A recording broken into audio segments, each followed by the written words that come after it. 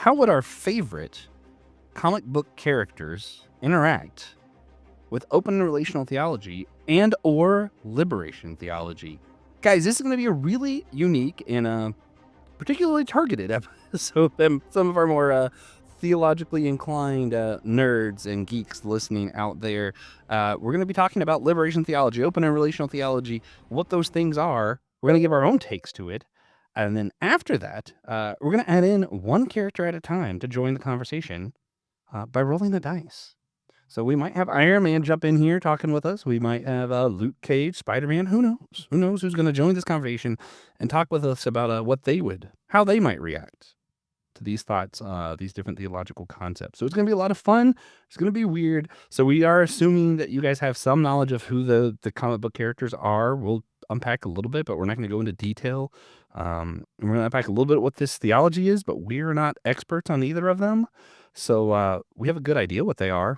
I think we got a good handle on it, but we expect you guys to know at least a little bit going into this one, or you might be lost. I am Joshua Knoll. Josh with the bad opinions is what they call me. I am here with the one and only Magic Kid, Pastor Will Rose, the Thrill from Chapel Hill. How's it going? I'm feeling good. Internet's a little choppy. I might look like a robot, but I don't care. We're gonna keep going until the internet kicks me off. We are also here with a fantastic guest. We introduced her on a fun YouTube pregame that we did. And if you're listening to this and you're like, what? Pregame? Yep, only on YouTube. We did a little segment over there. You guys should go check it out. It's a lot of fun. We are also going to introduce Jill a little bit more here in a minute. But Jill Elizabeth, thank you so much for joining us. It's great to have you. Thanks for having me. I'm super excited to talk heroes and villains with you today. Oh, yeah. Yeah, we are going to have a blast. I met Jill at the Open and Relational Conference with Tom Ord and Josh Patterson, all of them up in the mountains. And she did a presentation and mentioned being a Marvel nerd. And I was like, oh, okay, we're gonna be friends. And here we are. So can't wait for this. As always, we do like to ask everybody what you've been geeking out on lately. Mine is easy. It's a shock to no one at all. I'm getting ready to go to Disney World, so I've naturally been playing Kingdom Hearts to prepare. So, yeah. Love it.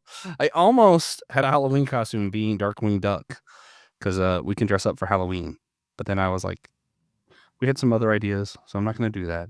Will won't have to drink as much. Will, what you been geeking out on lately? I'm really loving the latest Alien franchise, Alien Earth. This on Hulu, FX. The first two video episodes dropped.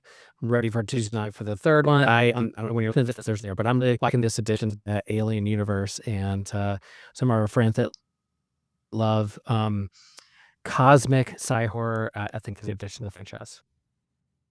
Yeah, very good stuff. I'm really wanting to get into it, but I'll probably wait till after Disney because I just have too much hype to focus on other things. It's a real problem. I'm like hyper focused now, the ADHD thing. Jill, what have you been geeking out on lately? I got a couple things. So because of Open and Relational Conference, I came home with 1,000 books. Everybody there is a doctor, so they pass out books like the other way people pass out business cards. And I've been working my way through my stack. So that I'm definitely geeking out on. But I just started a new Netflix series called Forever, and it's loosely based on a Judy Blume novel. I'm really loving it. It's like a very 2020s interpretation of this high school romance. Ooh, okay, fun. hmm Interesting. Yeah, Mike has me watching that The Summer I Turned Pretty or something. It's everywhere. Yeah, it's not my favorite, but I'm into it enough that I have to know what happens now. Filmed at Rifes Beach. When Yeah, in North yeah. Carolina. I noticed that. I actually looked it up because I was like, why does all this feel so familiar? And I was like, oh, now I know. Yeah. All right, guys. Well, if you're on a laptop and you're listening, consider rating and reviewing our show on Podchaser or Good Pod. That's going to help our show gain recognition and make it easier to find on search engines like Google and Yahoo or whatever people use that's not Google. If you're on your phone, consider rating, reviewing, or commenting on our show on Apple Podcasts or Spotify. It's going to help prioritize our show in those apps' algorithms, which is where most people listen to podcasts. So it helps a lot. It's free, and it only takes a minute or two. So thank you guys so much in advance for the support doing that. We also, of course, have to shout out one of our sponsors. You can support the show financially on Apple Podcasts, Captivate, or Patreon. And that's what Russell Gentry did. He's awesome. So we got to shout him out. And if you want your own shout out, you want to be like Russell. I don't know if anyone can be like Russell, but if you want to try, you can get your own shout out as well by supporting our show for $3 a month on one of those 3 platforms: Apple Podcast, Captivate, or Patreon. And I already mentioned our pregame episode on YouTube. Check that out. And now, without further ado, it's time to get into the episode proper here. I can't wait. So first, I'm going to address Jill. Could you just discuss a little bit of what you do? Let our listeners know a little bit more about yourself if they haven't watched the pregame, which they should just go back and watch. And how does today's topics kind of line up with your own interest? Yeah, absolutely. So I have a million jobs because I'm West African and I really love to work. My husband and I own a barbershop, and that is where we have just created this micro community of people that come and share their whole lives with us, and we love it. We've been there for 10 years.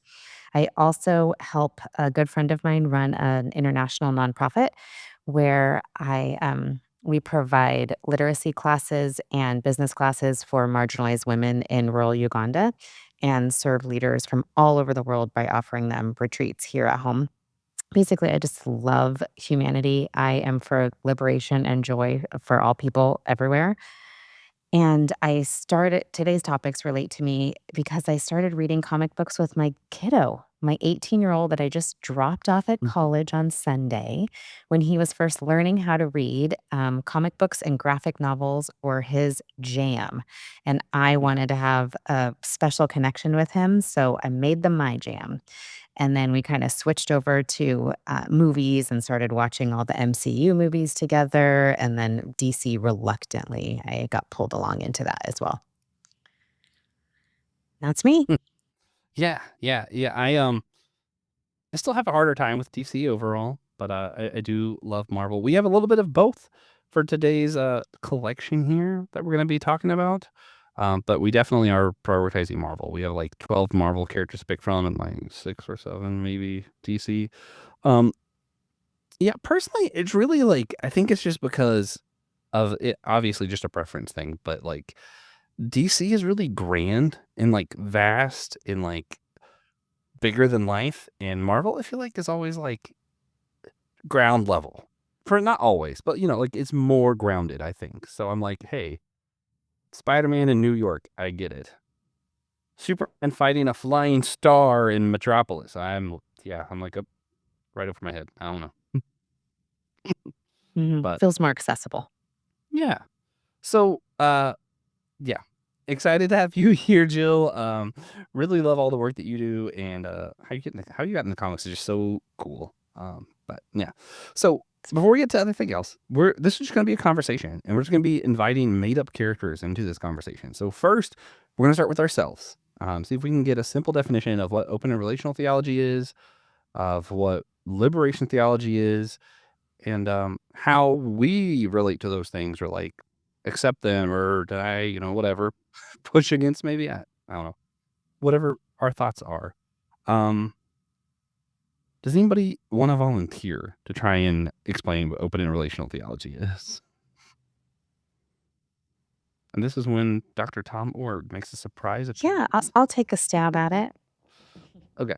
So, open and relational theology is a way of viewing the world and viewing God through this lens that God is both open, meaning able to be influenced and able to partner and collaborate with creation, and relational. Well, that's the collaborate with creation part, and open in that we're not serving a all powerful, all omnipotent, controlling God because we serve a God of love, and love cannot be controlling. Yeah, I do feel that emphasis of non-coercive is definitely a huge part of open and relational theology. Huge. If you trace like the history of it, you get to like this open theism and it's like it starts as almost a philosophical teaching of like, hey, it does not make sense that God can know the future and us have free will. So if we're going to say that we have free will, which a lot of us think is necessary to say that there's a loving God, then we got to give up on saying God knows the future. Because if he knows the future and he created everything the way it is, he's causing it to be. So you know what's going to happen and you do it. You are to blame for what happens. So they kind of like get God off the hook that way kind of deal, I guess. And then it ends up getting built on by these ideas, kind of Tom Ord being one of the forefronters of this like relational theology of like God, we understand God better by how he relates to us and his loving of his creation, that kind of thing. So, sorry. Anyway, so that's kind of like the relational part of it and how it comes to be. Will, do you think there's anything that you would like to add to that kind of part of the open and relational theology and like what it is? Yeah. I'll share that I think in terms of the way we understand God, if we live in a relational universe where creatures and beings evolve and relate and grow and have an effect on one another, then why wouldn't God be that way too? So within open and racial theology, you have this understanding of God as giving and receiving in relation to creation and God's creatures. So we were created to be in relation, affected by others, of course.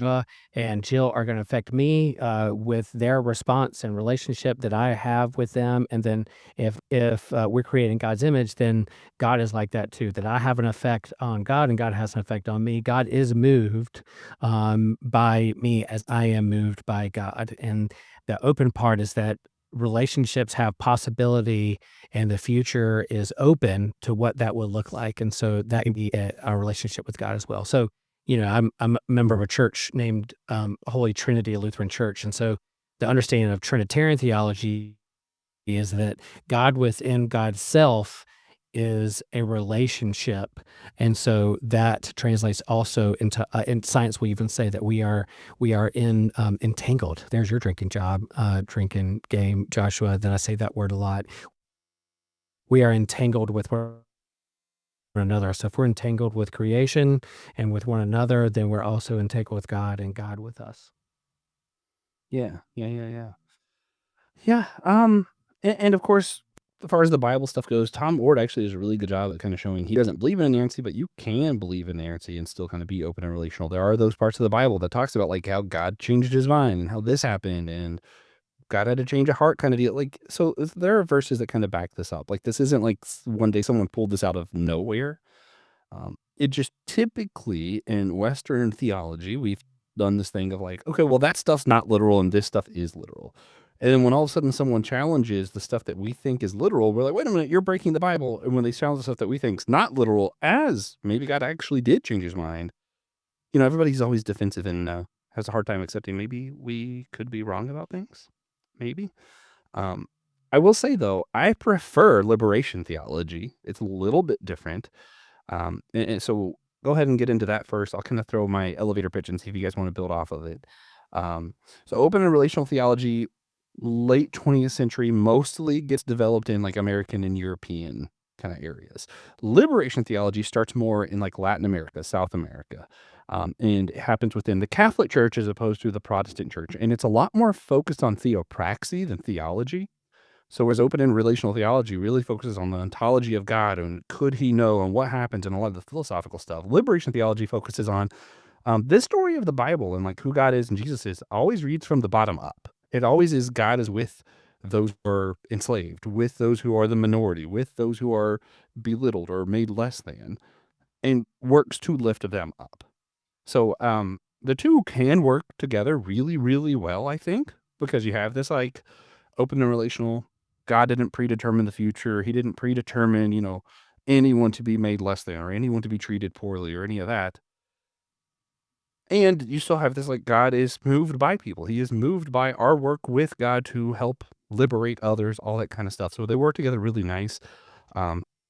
Most of the time, if you do see pushback from one to the other, open and relational theologies like liberation theology is great. Occasionally, you might see someone who's in liberation theology who's like, yeah, a lot of this open relational stuff actually focuses way too much on the philosophical and the what if-isms and the like, who is God, and isn't practical enough. And that's where I'm like, I think I like liberation theology a little bit better because it tends to be more of this like, what are we doing here? And yeah, when it comes down to it, if your theology isn't causing you to do something, I really don't care that much about it. So that's where I'm like, they're both cool, but I definitely like liberation theology more personally. Jill, did you want to add anything to liberation theology or anything like that? You did such a great job of describing the two.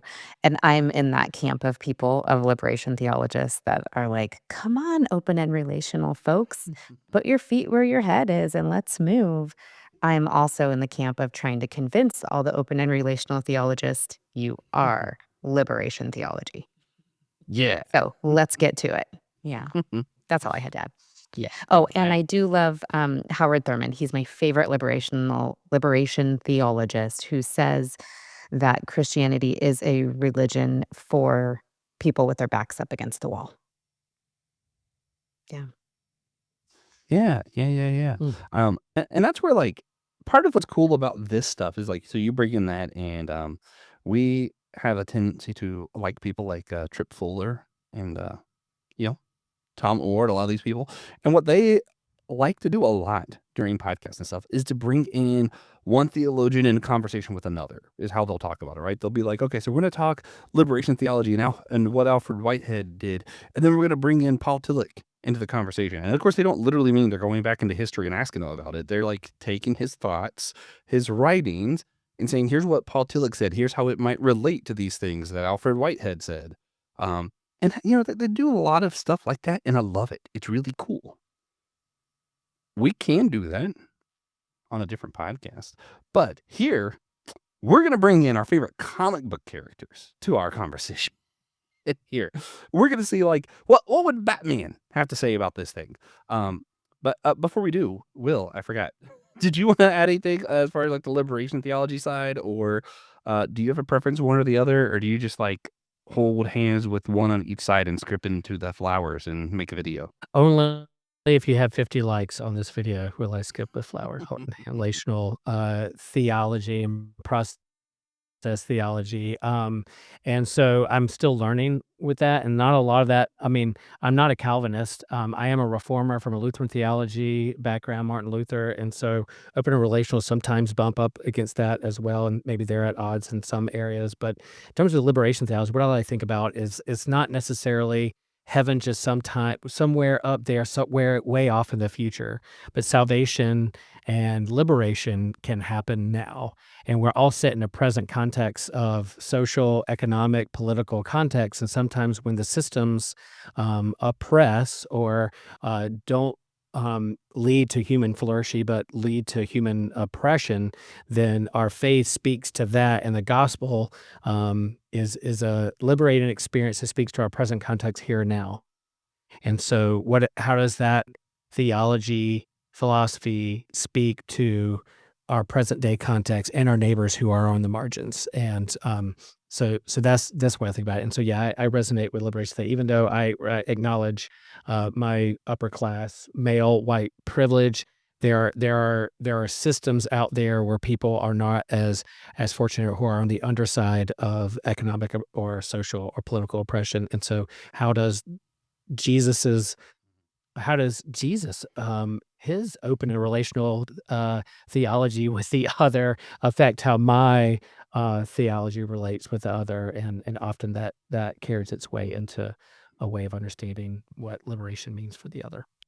Yeah. It's probably an important time to also mention, Will and I are 2 of like 14 hosts on Systematic Ecology. We have a broad range of interest in theology and backgrounds, and I think we're a pretty diverse show for the most part. I bring it up because not all of our hosts are going to be as cool with open and relational theology as we are. Some of them are more, I don't want to say traditionalist or fundamentalist because like they have negative overtone and mean different things, but they're probably more comfortable with Calvin than Dr. Ord sometimes. I don't think any of them are Calvinist, but, you know, if that's your chart, they might be more comfortable with Calvin, maybe.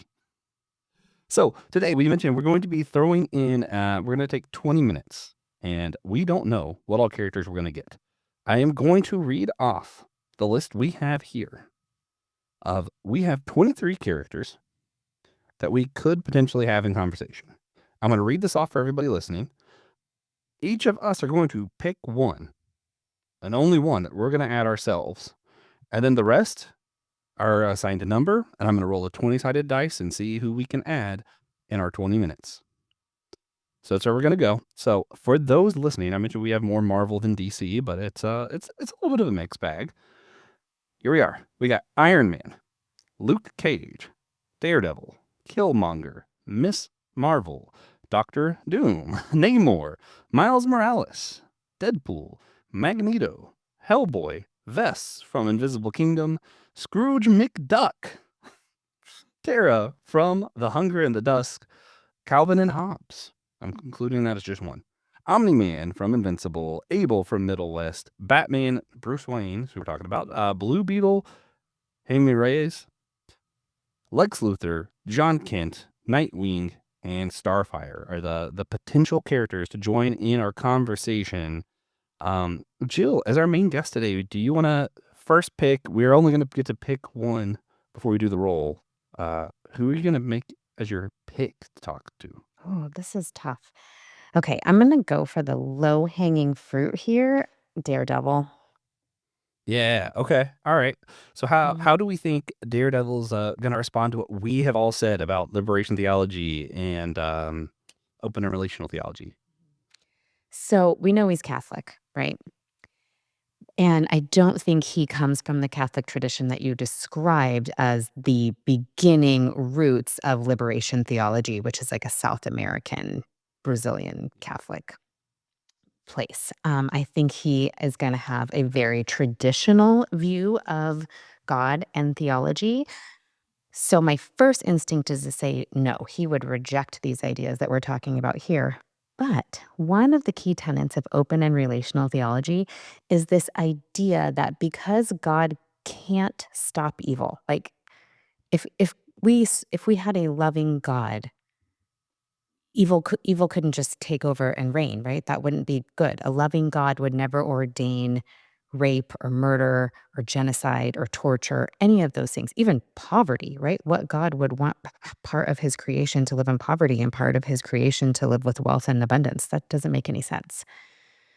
But in open and relational theology, we talk a lot about the idea that God will use every bit of evil or bad that takes place on the earth and squeeze every ounce of goodness out of it, right? Can even use the bad for the flourishing of us here on earth. And I think of Daredevil, and specifically like the movie Daredevil, the bad one with Ben Affleck, when his dad is talking about being a boxer and he's just like pounding the hell out of people and beating them. And he's like, there's something in me. There's this rage in me that I have to like get out and punish. And I think Daredevil taps into that. I think he inherits that from his dad and he uses it. And not that like it's good that he's like kicking ass of bad people, but he is using this rage in a way to ultimately bring out good for his community around him. That's my pitch. Yeah. I see him wanting to push back. If anything, he might push back on like open and relational stuff because he's like, wait a minute, that's not, because I think he kind of follows the Catholic Church enough that is like what the Pope says he's kind of going to roll with for the most part. Yes. But I think liberation theology is where he'll be like, okay, I like these guys, right? Because I can see him like talking about like kicking ass, like what you were talking about, right? Like kind of like Luffy in One Piece, where like you see these people who are in poverty, you see the people who are being put down from the government, and I don't see him being the one who's like, well, let's think about the ontology of God here and what he might think about this. No, he's getting right there with the least of these and punching up, right? And that's where I think he's going to hear that kind of theology and be like, okay, yeah, I can get with that. Like I could see him kind of resonating with that a little bit more personally. I don't know though. He also has had some serious dark nights and some serious questioning of his own faith. So one of those nights, if we get him on the right night, he might be a little bit more open to to some open and relational stuff where he's like, I don't know if I can like this God. And then if that's the night that he happens to hear Dr. Ord audiobook, I don't know. Will, what are you thinking? I like it that like in terms of what we're talking about, what makes a hero, what makes a villain, and your response to trauma, like he experienced trauma and a disability perceives different ways. So his superpower is not eyes, but in other senses. I think it may take time. He is in a process of becoming, but as he grows in terms of how he understands his power set, his relationship with others, and how he perceives the world around him, I think all over the course of time, yeah, Daredevil is an open and relational theologian or proper process of that. But I think old man Daredevil is Weathered is going to be more open to understanding that relationship with others, and in the senses it will be open to that. But I do agree with the kind of liberation side of maybe he reads a liberation theologian from America within his Catholic library that his priest in New York didn't want him to read, but he found it on the book, and so he grabs it and reads it on his. Then he's like, I really relate to this. One House Kitchen could really hear this sermon. Why are they hearing this on Sunday? And brings it back to his priest. He's like, hey, why are you lifting up this book? This is a part of our tradition. He's like, I want to read more Thomas Aquinas. He's like, no, you shouldn't read more Thomas Aquinas. You should read this. It's Liberation. That's the old theologian from the priest from South America. So I think his eyes will be open to other ways of seeing things. Is the way I thought it was going to go. Yeah. I like it. I really like that. I want to respond for just a second. I love that you're talking about old man Daredevil. And this open and relational theologian that I recently read, Gail Hansen Brown, she has this great book out, Wild Geese Rising, and she talks about beholding and befriending God and this moment by moment evolution that we make as humans. And that's just what I had in my mind when you're talking about that. I just love it. Yeah. The end of his life, he'll get there. Yes. Yeah. I love it. All right. I'm throwing in for my one pick, Hellboy. Hellboy's joining our conversation today. He's going to jump in. He just heard the back end of Daredevil stuff, and he's rolling his eyes, smoking a cigar, and he's like, listen, I've seen some shit, man. Like, he's like, dude, like, I hear what you're saying, why you want to follow the Catholic Church. Trust me, they don't know what's out there. Like, he has seen it. And he's like, listen, I'm not willing to commit to any ontological commitments. I'm not willing to say anything is completely true or false at all. He's like, sure, maybe that open and relational God's true. Maybe it's not. Maybe there's 12 gods. I've met a few. He's the child of a demon. He only exists because his mother said the sinner's prayer while giving birth in hell. So he's probably like, dude, I have no idea. This whole God stuff is weird. Everything I've seen my entire life has been kind of strange. Sure, if you want to do this liberation theology, y'all sound cool. Because, his whole life he's been belittled, looked at weird. He was the other. He looks like a demon. Everyone assumes he's evil. So he's probably like, liberation theology, yeah. The other stuff, guys, y'all are just talking out your ass. There are so many things out there you have no idea. And he's probably just going to shrug it off for the most part. Yeah, but any other thoughts? What Hellboy might add? How might we respond to Hellboy? How might Daredevil respond to Hellboy? Now that we got like all 5 of us in here. Well, is Hellboy an atheist? I mean, I would say probably not. He works with the Catholic Church a lot. Okay. And, he was supposed to take over for Lucifer, but just didn't really want that job. It's too big of a job. I get it. Yeah. Hell also kind of sucks. I think he just didn't want to stay down there. Yeah. I mean, I'm thinking just Daredevil and Hellboy alone, without us in the conversation, are going to have lots to go around back and forth. Yeah. Well, I think the interesting thing with them too might be, Daredevil was talking like punching up and with humanity, and Hellboy's like, humanity's like a blimp on the map, my dude. And Daredevil's like, nah, humanity's everything. So I feel like that might be a little bit of difference too. For sure. Yeah. Much wider perspective coming from Hellboy. Yeah. Will, anything to add, or do you want to go ahead and do your first character? Where you at? No, I'll just to add with Hellboy, I think his character really deals with nature versus nurture. So, you know, if he stayed in hell, would he become like an evil demon, or is it because he was raised by a really good dude who was like created with the problems of the earth? If he was raised in a different household, nature nurture, I think also comes into play in terms of his outlook of how he sees the world and what's presented to him. His present day context really matters. Mhm. So yeah, he's a demon, but he's raised in like a really, like a nurturing, loving household. So that makes a difference in terms of how he uses that big fist, the huge punching up or punching down, full fist of his. And then I'll add Robin Grace at being, and I think he's seen in the world Wait, who are we adding? how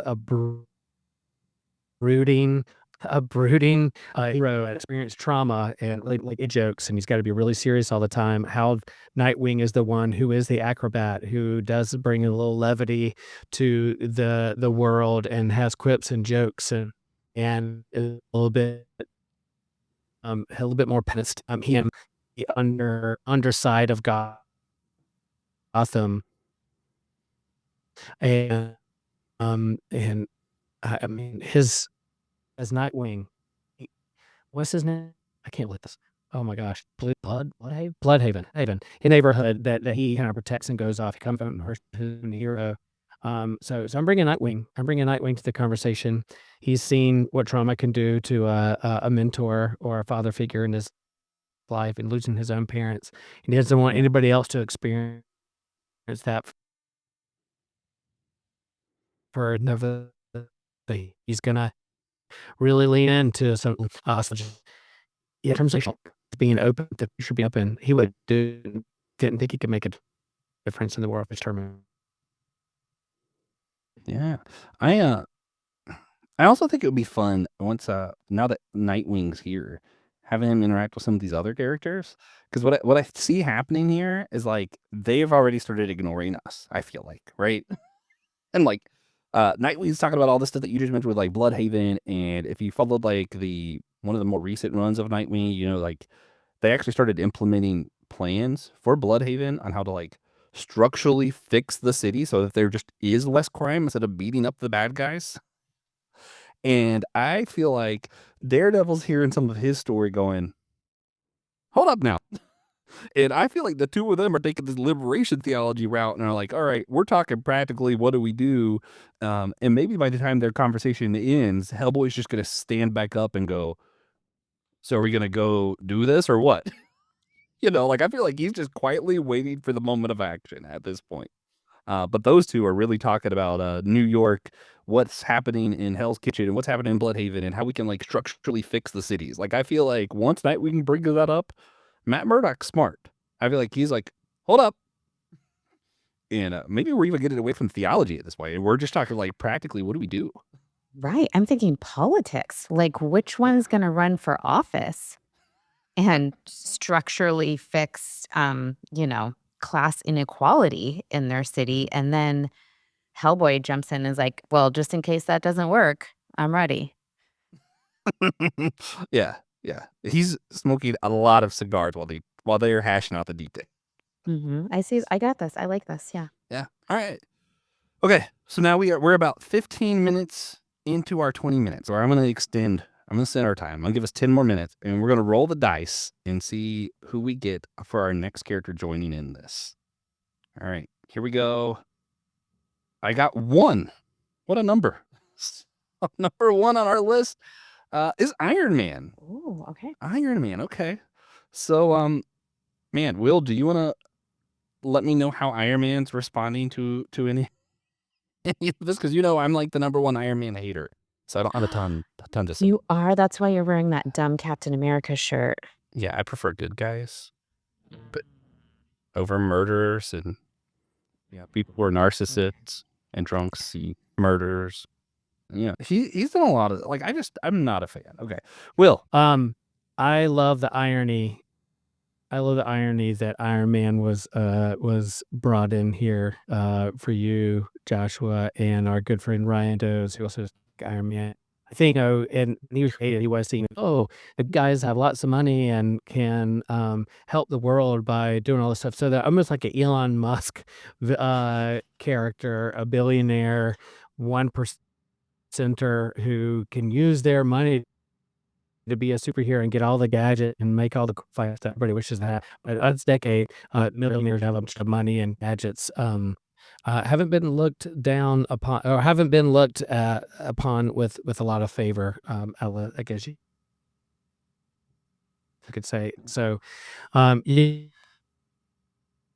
yeah, him entering the chat of like, all right, guys, I think I can solve this problem. I'm the smartest person in the room. I don't know how the other people would react to be like, oh, wait a second, dude. It also does depend which Iron Man we get. Yes. And where he's at in his evolution. Yeah. Because I'm thinking, like, if we're getting comic book Iron Man, there's a good chance he comes in here and goes, the simple problem is we just create drones that immediately murder people we don't like and structure an authoritarian government. And I don't think that's the answer. I think the best version of Iron Man is still going to say, we have the technology, we could create our own new city. Like, he's like, let's just screw Bloodhaven, screw, Hell's Kitchen, New York. We're going to create our own city. I'm going to be in charge and create everything. He's very utilitarian. So I feel like he is like, at any means, we're going to accomplish it. And I just don't know if he can understand an open and relational God. It's like, yeah, no, it doesn't. Not any means. We're not going to do it by any means necessary. And I don't know if he's going to be completely down with some of this liberation theology where we're like the least of these. We're going to try and build them up. I think he's like, let's just build up everybody and make everybody wealthy. And I don't know. I don't see him fitting in really well in this conversation. I see Hellboy might want to take him out. We'll see. Jill, what's your thoughts on Iron Man before you roll again? Well, I think like to Will's earlier point, it's like, where are we seeing him at in his evolution? Like at least for MCU Iron Man, I won't speak to comic book Iron Man, but in the cinematic universe, we see him like start out as this like very self-righteous, I am Iron Man, to the end where he is this very sacrificial, I am Iron Man and I will save everyone. At the expense of my own life. I actually think he and Captain America have a full swap, like complete swap. And I think towards the end, we maybe would get a more liberation-oriented Iron Man who's willing to be in that conversation with our other two guys about like, well, what can we do? Like, how do we all work together to bring about this better flourishing for everybody? Yeah. There's the atheist part. So I don't think he's not gonna click with the open and relational stuff. Yeah, Liberation, he'll have an easier time. Yeah. Yeah, not when you're talking about a creator, but I think he does line in with like the what do we all do together, like to bring about the best. Yeah, perhaps. I have a very low But view of you Iron Man. really don't like him, do you? He embodies utilitarianism, which is the thing that I think probably the philosophy I despise the most. And Okay. yeah, it's just Anyway, well, of course we were gonna get Iron Man today. It's Just to too chime fun. in, a minute. Like I like what you said. Like there's a character. Yeah, the character arc of learning and experiencing younger Tony Stark versus older Tony Stark, understanding his ways, what he's experienced and seen, and bump it up against other heroes. If other heroes' conversations affect how he sees the world, then of course, talking with Captain America and Thor and Black Widow and other Reed Richards, when he's experiencing rooms where he's not the smartest person in the room, maybe he does eat a little bit of humble pie and start to see things from different perspectives. So I think should do that and should have enough do that. So I think there is an arc where he experiences the same thing and can from the audio or in the room. There's also the possibility that he does one of his like, smart ass remarks about how like there are no gods or devils or whatever, and then Hellboy just stands up and he's like, "All right, let's reassess this." Like Hellboy be there, right? Really cause him to rethink things. Right. Yeah. All right, we're almost at time, but I don't want to just do 1 or 2 rolls. So what I think we'll do is now we'll do 3 more rolls, and whatever it lands on, one of us just takes it, and the other ones aren't going to respond this time.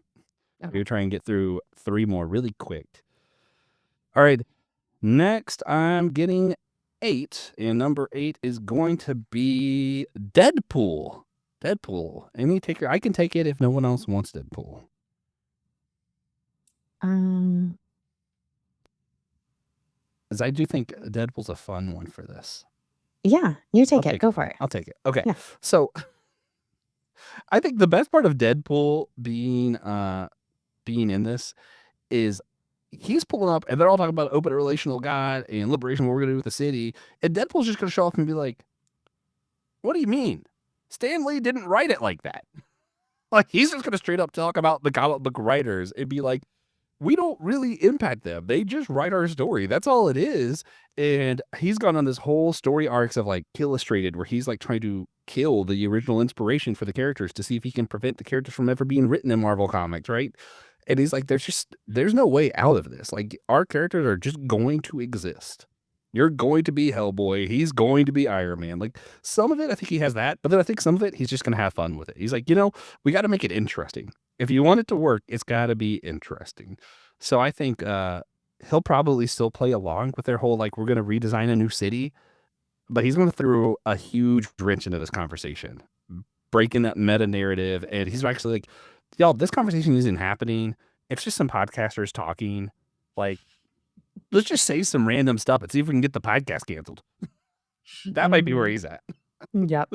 So that's a fun one. All right, we're gonna roll again and see who we get. All right, I'm getting number 2. I don't know who it is, but I know it's Marvel. Luke Cage. Who wants to take Luke Cage? Okay, I'll take this one. All right. If that's okay, Will. Yeah.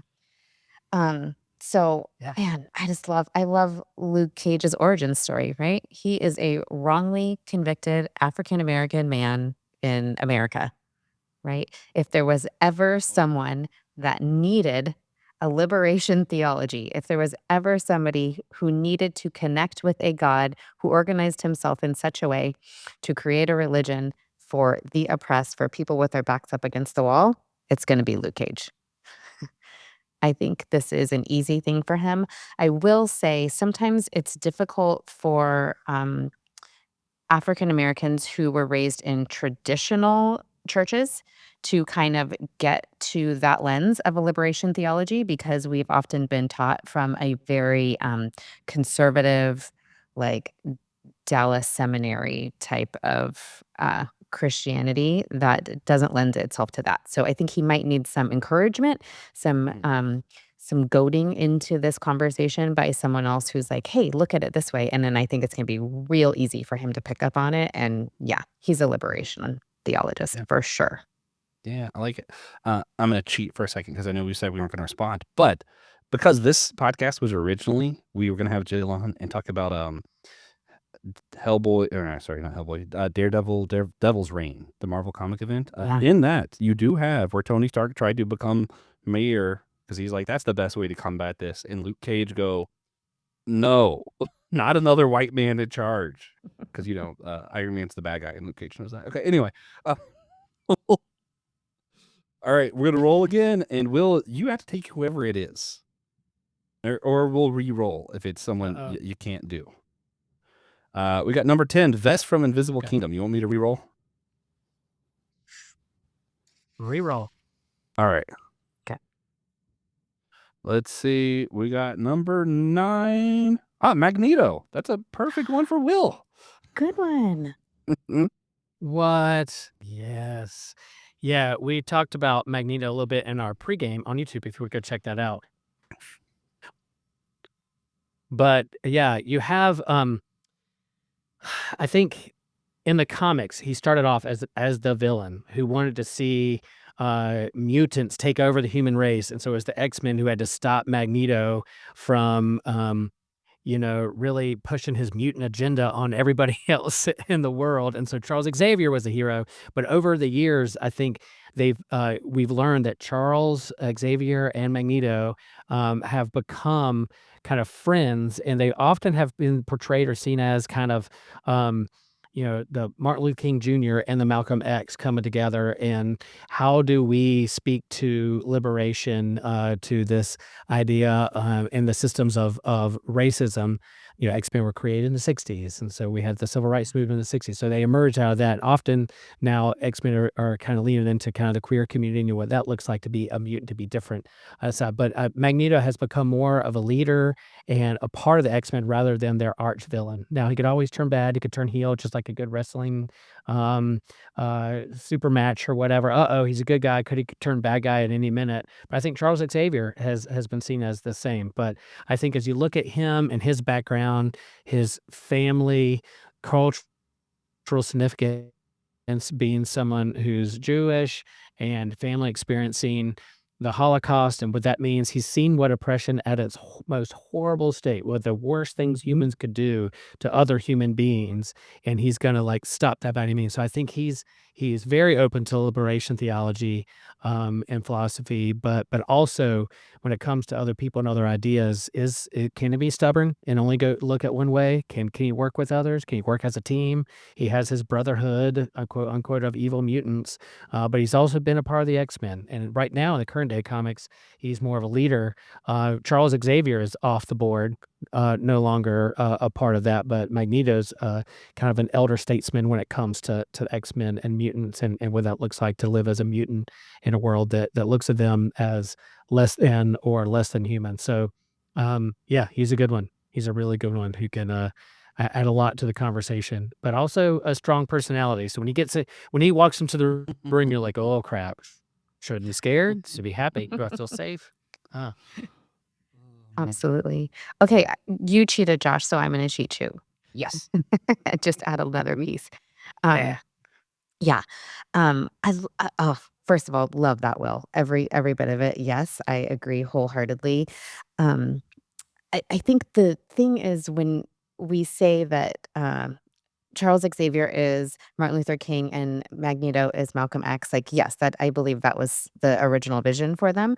But I think there's a little bit of misunderstanding of Malcolm X there, because Malcolm X wasn't looking for revenge. He actually was looking for equality, just by a very different means than Martin Luther King was, and probably just separation, right? I just would like to get your foot off of my neck, but I don't want to take over your place. I don't want to become the oppressor. I just want liberation from the oppression. Yeah. That's all. Man, I love that we got Magneto in there. I was really hoping we could. Me we could pull too. him in. And So yeah, and I'll add one more thing. I think James Cone really helped in terms of Black theology, liberation theology, found a way to bring. Sometimes there was this either or binary with you're either on MLK's team or Malcolm X's team, which one? And he's like, no, let's listen to both voices and see how they come together. So he was a resource, and I think a resource when we're thinking about these things, liberation theology, Black theology, a good resource to think through those things too. And again, even Malcolm X and Martin Luther King Jr. had a character arc, and you talk about young Malcolm X, older Malcolm X when he went on his pilgrimage and how he saw the world versus younger. So I think we need to look at that in these characters: young character, hero, older character, my own character, 20-year-old Will versus 50-year-old Will. All that stuff comes into play when we look at these characters and their context. Absolutely. And unfortunately, we don't get old Malcolm X or old Martin Luther King. I mean, we have older, but they were both, Right. murdered in their prime. And who knows where they would have gotten had they had the privilege of living to be old men. yeah, man. Yeah. Well, so we did it with comic book characters here, and we kind of pulled in even some real life people. The John Cone, and we had Malcolm X and Martin Luther King Jr.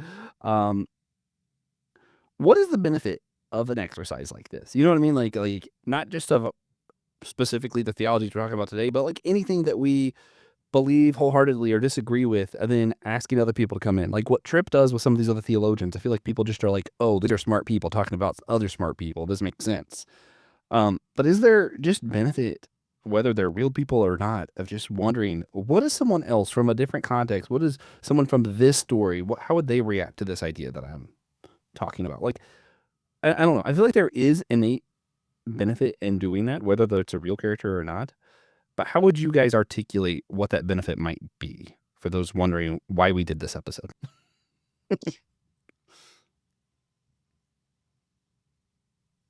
Will, anything? Oh, okay. I mean, besides it being just really fun and a fun chance to talk about some of the characters that we love and push back on each other a little bit, Yeah. it's all bringing in, especially fictional characters, brings in compassion. Compassion is our super strength. It is our superpower. It allows us to maybe not be so personally attached to an issue or idea that we're trying to wrestle with, but if we can bring in some fictional characters and some hypotheticals, it takes some pressure off of the conversation, can take us to some really fun places. Yeah. Yeah. And sometimes you gotta have that pressure valve release to be able to have the conversations you really need to have. And yeah, no, I think this helps. Yeah, and just to add that, like, we don't do this alone. We do this in community. We do this in relationship with other people, and so we're not isolated beings. And I think that's the gift of open and relational theology, philosophy, or process. They are all evolving, growing creatures, and we do this in conversation with one another. And so, even if it's a negative conversation, wherever, it still has an effect on me, and what I say to others, what I communicate to others makes a difference. And so, it's important to bring in more voices to hear what's going on in the world and in our own worlds and contexts, and even fictional characters, doing the thought experiment of bringing fictional characters into the conversation and how do you think pretty fun game. So Joshua, thanks. Good job. Yeah.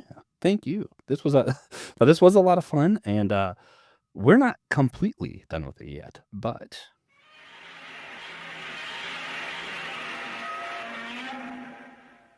we are wrapping up the regular episode.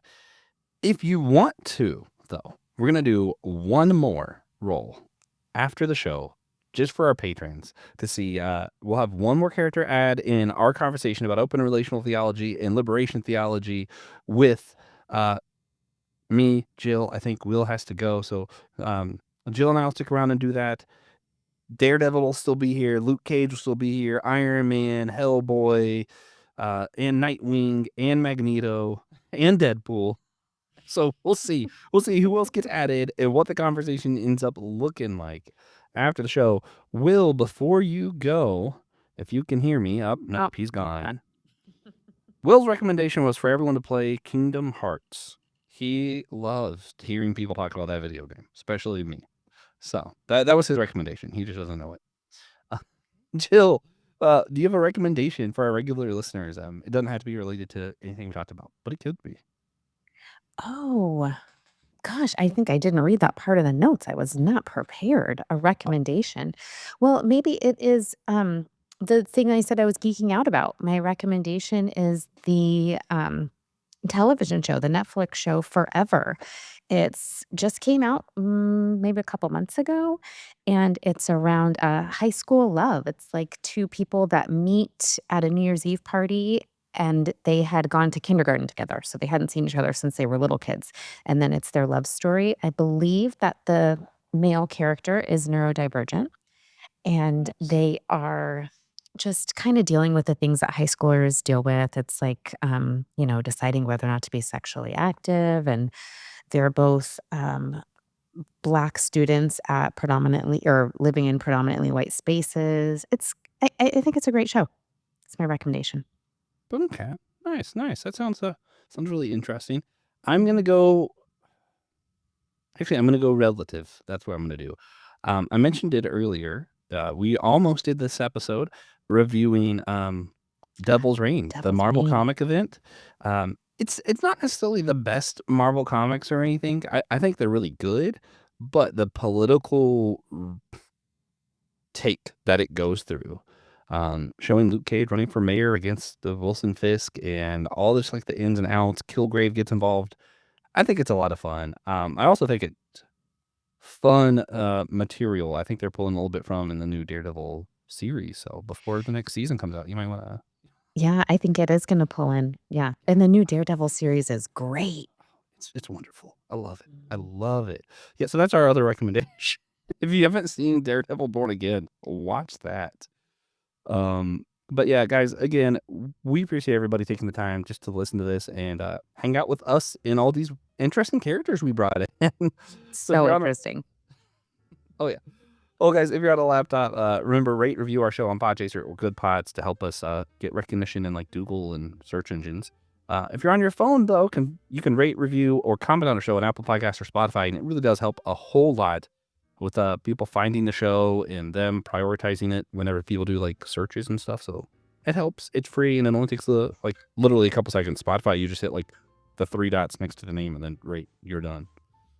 So again, we want to shout out one of our sponsors again, Russell Gentry. You're amazing. And if you guys want your own shout out, like Russell, you can support our show for $3 a month, Apple Podcasts, Captivate, or Patreon, and you get some cool content too.